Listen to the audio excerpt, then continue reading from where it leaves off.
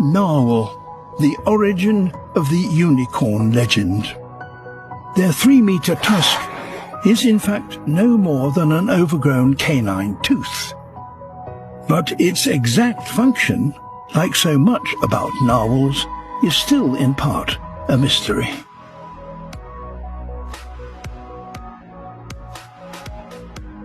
Each summer, narwhals travel to the same part of the Arctic and patiently wait at the ice edge for a crack to open up.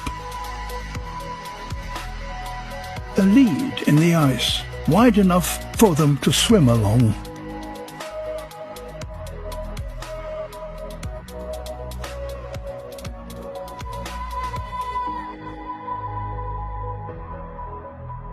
Eventually, a crack appears.